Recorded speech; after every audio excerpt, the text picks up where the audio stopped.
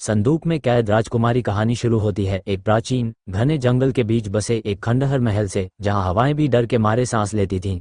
उस महल में काले पत्थरों से बनी एक तहखाने की गहराई में एक प्राचीन लकड़ी का संदूक रखा था, जिसके ताले पर खून की बूंदें जम चुकी थीं। स्थानीय गांव वाले फुसफुसाते थे कि उस संदूक में एक राजकुमारी कैद है, जिसे सैकड़ों साल पहले एक श्राप ने वहां बंद कर दिया था। कोई नहीं जानता था कि वह जीवित है या मृत, पर रात के सन्नाटे में संदूक से आती चीखें और सिसकियां सुनाई देती थीं। कमल, एक नौजवान और जिज्ञासु पुरातत्वविद, इस रहस्य को सुलझाने के लिए महल में दाखिल हुआ। उसके पास एक पुराना नक्शा था जो उसके दादा ने मरते वक्त उसे दिया था। नक्शे पर लिखा था, संदूक को खोलने की हिम्मत मत करना, वरना वो तुम्हें निगल लेगी। कमल ने इसे महज अंधविश्वास समझा और अपने औजारों के साथ तहखाने की ओर बढ़ गया। तहखाना ठंडा था और हवा में सड़ांध की बू थी। दीवारों पर उकेरे गए चित्रों में एक स्त्री की आकृति थी, जिसके चेहरे पर दर्द और क्रोध मिश्रित था। कमल ने संदूक को देखा। वह विशाल था। लकड़ी पर नक्काशी इतनी जटिल थी कि उसे देखते ही सिर चकराने लगता था। संदूक के चारों ओर फर्श पर खून के धब्बे थे जो सूखकर काले पड़ चुके थे। कमल ने संदूक पर हाथ रखा और उसी पल एक ठंडी सिहरन उसकी रीढ़ में दौड़ गई। उसे लगा जैसे कोई उसकी आत्मा को छू रहा हो। उसने ताला खोलने की कोशिश की, पर ताला नहीं खुला। अचानक संदूक से एक फुसफुसाहट सुनाई दी, मुझे आज़ाद करो, पर कीमत चुकानी होगी। कमल का दिल धड़कने लगा, पर उसकी जिज्ञासा ने डर को दबा दिया। उसने अपने बैग से एक प्राचीन चाबी निकाली जो उसने नक्शे के साथ पाए। जैसे ही चाबी ताले में लगी, संदूक हिलने लगा। हवा में एक भयानक चीख गूंजी और तहखाने की दीवारें कांपने लगीं। संदूक का ढक्कन धीरे धीरे खुला और उसमें से काला धुआं निकलने लगा, जो धीरे धीरे एक स्त्री की आकृति में बदल गया। वह थी राजकुमारी सूर्या, जिसकी सुंदरता इतनी भयावह थी कि कमल का दिल एक पल को रुक गया। उसकी आंखें लाल थीं और होठों पर एक क्रूर मुस्कान थी। तुमने मुझे आज़ाद किया। सूर्या की आवाज़ हवा में गूंज रही थी, पर अब तुम मेरे श्राप का हिस्सा बनोगे। उसने बताया कि वह कोई साधारण राजकुमारी नहीं थी। सैकड़ों साल पहले उसने एक राक्षसी शक्ति के साथ सौदा किया था ताकि वह अपने दुश्मनों को नष्ट कर सके, लेकिन सौदे की कीमत थी उसकी आत्मा। वह संदूक में कैद हो गई और हर बार जब कोई उसे आज़ाद करता, वह उसकी आत्मा को खा लेती थी ताकि उसका श्राप टूट सके। कमल ने भागने की कोशिश की, पर तहखाने का दरवाज़ा अपने आप बंद हो चुका था। सूर्या की आकृति अब और भी भयानक हो गई थी। उसके नाखून पंजों में बदल गए और उसकी हंसी हड्डियां जमा देने वाली थी। उसने कमल को अपने पास खींच लिया और उसकी आंखों में देखते हुए कहा, तुम्हारा शरीर मेरा होगा। कमल ने अपनी सारी हिम्मत जुटाई और अपने बैग से एक प्राचीन तावीज़ निकाला जो उसकी दादी ने उसे दिया था। उसने तावीज़ को सूर्या की ओर फेंका और एक चमकदार रोशनी ने पूरे तहखाने को भर दिया। सूर्या चीखी और उसका शरीर धुएं में बदलकर संदूक में वापस समा गया। लेकिन इससे पहले कि कमल सांस ले पाता, संदूक का ढक्कन फिर से खुल गया। इस बार उसमें से सैकड़ों काली आत्माएं निकलीं, जो उन लोगों की थीं जिन्हें सूर्या ने पहले निगला था। वे आत्माएं कमल की ओर बढ़ीं और उनकी फुसफुसाहट ने उसका दिमाग सुन्न कर दिया। तूने हमें जगाया, अब हम तुझे ले जाएंगे। कमल की चीखें तहखाने में गूंजती रहीं, पर कोई सुनने वाला नहीं था। अगली सुबह जब गांव वाले महल के पास से गुजरे तो उन्हें सिर्फ एक खाली संदूक मिला, जिसके ताले पर ताज़ा खून की बूंदें थीं। गांव वाले अब भी कहते हैं कि संदूक आज भी वहां है और हर पूर्णिमा की रात उससे सिसकियां सुनाई देती हैं। कोई नहीं जानता कि सूर्या अब भी कैद है या आज़ाद हो चुकी है, पर एक बात पक्की है, जो भी उस संदूक को छूता है वह कभी वापस नहीं आता। ये कहानी कमज़ोर दिल वालों के लिए नहीं है। अगर आप इसे पढ़ रहे हैं तो सावधान रहें, कभी किसी पुराने संदूक को न खोलें, खासकर अगर वह रात के सन्नाटे में आपसे फुसफुसाए। कमल की चीखें तहखाने में गूंज रही थीं और काली आत्माओं का झुंड उसे घेरे हुए था। उनकी फुसफुसाहट उसके कानों में सुइयों की तरह चुभ रही थी, जैसे कोई उसकी आत्मा को खुरच रहा हो। तहखाने की दीवारें अब और भी करीब आती प्रतीत हो रही थीं और हवा इतनी भारी हो चुकी थी कि सांस लेना मुश्किल था। कमल का शरीर कांप रहा था, लेकिन उसका दिमाग अभी भी तेजी से काम कर रहा था। उसने अपने दादा की बातें याद की जो उन्होंने मरने से पहले कही थीं, जब सारी उम्मीद खो जाए तो अपने दिल की सुन, वो तुझे रास्ता दिखाएगा।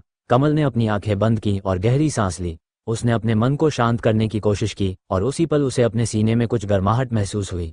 वह तावीज़ जो उसने सूर्या पर फेंका था अब भी उसके पास था। उसने उसे अपनी जेब से निकाला। यह एक छोटा सा लोहे का तावीज़ था जिस पर प्राचीन मंत्र खुदे हुए थे। कमल को नहीं पता था कि यह क्या कर सकता है, लेकिन उसने उसे अपनी मुट्ठी में कसकर पकड़ लिया और जोर से चिल्लाया, मुझे यहाँ से निकालो। अचानक तावीज़ से एक सुनहरी रोशनी निकली जो इतनी तेज थी कि काली आत्माएं पीछे हट गईं। रोशनी ने तहखाने को भर दिया और एक पल के लिए ऐसा लगा जैसे समय रुक गया हो। कमल को एक और आवाज़ सुनाई दी। ये सूर्या की नहीं थी, बल्कि एक गहरी शांत आवाज़ थी जो उसके भीतर से आ रही थी। साहस दिखा कमल, ये तेरा अंत नहीं है। रोशनी धीरे धीरे कम हुई और जब कमल ने आंखें खोलीं तो वह तहखाने में नहीं था। वह एक अजीब धुंधले मैदान में खड़ा था जहां चारों ओर कोहरा छाया हुआ था। जमीन नरम थी जैसे वह बादलों पर चल रहा हो। सामने एक विशाल पेड़ था जिसकी शाखाएं आसमान को छू रही थीं। पेड़ के तने पर एक दरवाजा था जो हल्के से चमक रहा था। कमल को लगा कि यह उसका रास्ता हो सकता है, लेकिन जैसे ही वो आगे बढ़ा उसे अपने पीछे कदमों की आहट सुनाई दी। वो मुड़ा और वहां सूर्या खड़ी थी, लेकिन अब वो वैसी नहीं थी जैसी तहखाने में थी। उसकी आंखें अब लाल नहीं थीं, बल्कि उनमें एक गहरा दुख झलक रहा था। उसका चेहरा पीला पड़ चुका था और उसके बाल हवा में लहरा रहे थे। तूने मुझे आज़ाद करने की कोशिश की, उसने कहा, लेकिन तू नहीं जानता कि तूने क्या जगह दिया। कमल ने पूछा, ये जगह क्या है और तुम वास्तव में कौन हो? सूर्या ने एक गहरी सांस ली और बोली, यह न तो स्वर्ग है न नरक, यह वह जगह है जहां आत्माएं भटकती हैं, वे जो न जीवित हैं न मृत। मैं सूर्या एक राजकुमारी थी, लेकिन मेरी मूर्खता ने मुझे यहाँ ला खड़ा किया। मैंने एक राक्षस से शक्ति मांगी और उसने मुझे ये श्राप दिया। मैं संदूक में कैद थी, लेकिन हर बार जब कोई मुझे आज़ाद करता है वो मेरे श्राप का हिस्सा बन जाता है। कमल को गुस्सा आया, तो तुम मुझे मारना चाहती हो? मैंने तुम्हें आज़ाद करने की कोशिश की और तुम मुझे धोखा दे रही हो? सूर्या ने सिर हिलाया, मैं तुम्हें मारना नहीं चाहती कमल, लेकिन मेरे श्राप की शक्ति मुझसे बड़ी है। अगर मैं यहाँ से निकलना चाहती हूँ तो मुझे एक आत्मा चाहिए, और अब तू यहाँ है। कमल ने तावीज़ को और कसकर पकड़ा। मैं अपनी आत्मा तुम्हें नहीं दूंगा, कोई और रास्ता होगा। सूर्या ने उदास हंसी हंसी, कोई रास्ता नहीं है कमल, लेकिन अगर तू हिम्मत दिखाएगा तो शायद तू वह कर सके जो मैं नहीं कर पाई। पेड़ के उस दरवाजे के पीछे एक दर्पण है, वह दर्पण तुझे सच दिखाएगा, लेकिन उस सच को देखने की हिम्मत बहुत कम लोगों में होती है। कमल ने पेड़ की ओर देखा, उसका दिल धड़क रहा था, लेकिन वह जानता था कि पीछे हटना अब कोई विकल्प नहीं था। वह दरवाजे की ओर बढ़ा और जैसे ही उसने उसे खोला, एक ठंडी हवा ने उसे लपेट लिया। अंदर एक विशाल कक्ष था जिसके बीचों बीच एक प्राचीन दर्पण खड़ा था। दर्पण का किनारा काला था और उसकी सतह पर धुंध छाई हुई थी। कमल ने दर्पण के सामने कदम रखा और उसकी सांसें तेज हो गईं। जैसे ही उसने दर्पण में देखा, उसे अपनी जिंदगी के सारे पल दिखाई दिए, उसका बचपन, उसके दादा की कहानियां, उसकी जिज्ञासा और फिर तहखाना। लेकिन इसके बाद दर्पण में कुछ और दिखाई दिया। उसने देखा कि सूर्या कोई राक्षसी नहीं थी, वह एक बलिदान थी। उसने अपने वनगों को बचाने के लिए राक्षस से सौदा किया था, लेकिन राक्षस ने उसे धोखा दिया। उसकी आत्मा को संदूक में कैद कर दिया गया और उसका शरीर एक कठपुतली बन गया जो हर बार आज़ाद होने पर और आत्माएं इकट्ठा करता था। दर्पण में कमल को एक और चीज दिखी, उसका अपना चेहरा, लेकिन उसकी आंखें खाली थीं, जैसे उसकी आत्मा गायब हो चुकी हो। उसने पीछे मुड़कर देखा और सूर्या वहां नहीं थी, लेकिन उसकी आवाज फिर गूंजी, अब तू समझ गया कमल, तेरा सच तुझ में ही है, लेकिन क्या तू इसे झेल पाएगा? कमल को एहसास हुआ कि यह दर्पण सिर्फ सच नहीं दिखाता था, यह उसकी आत्मा की गहराई को भी परखता था। उसने तावीज को दर्पण के सामने रखा और एक बार फिर से रोशनी चमकी। इस बार दर्पण टूट गया और उसके टुकड़े हवा में तैरने लगे। प्रत्येक टुकड़े में एक आत्मा की छवि थी, वे सारी आत्माएं जो सूर्या के श्राप का शिकार हुई थीं। कमल ने चिल्लाकर कहा, मैं तुम सबको आज़ाद करूंगा। उसने तावीज को जमीन पर पटका और एक विस्फोट हुआ, कोहरा छट गया और वह मैदान गायब हो गया। जब कमल ने आंखें खोलीं, वह फिर से तहखाने में था। संदूक खुला हुआ था, लेकिन अब उसमें से कोई आवाज नहीं आ रही थी। सूर्या वहां खड़ी थी और उसकी आंखों में आंसू थे। तूने मुझे आज़ाद कर दिया, उसने कहा, लेकिन यह अंत नहीं है। राक्षस अभी भी जीवित है, वो इस महल में कहीं छिपा है। कमल को अब डर नहीं लग रहा था। उसने अपने बैग से एक पुराना खंजर निकाला जो उसके दादा का था। खंजर पर भी वही मंत्र खुदे हुए थे जो तावीज पर थे। मैं उस राक्षस को ढूंढ निकालूंगा, उसने कहा। सूर्या ने उसे रोका, यह तेरा युद्ध नहीं है कमल, तूने पहले ही बहुत कुछ कर दिया।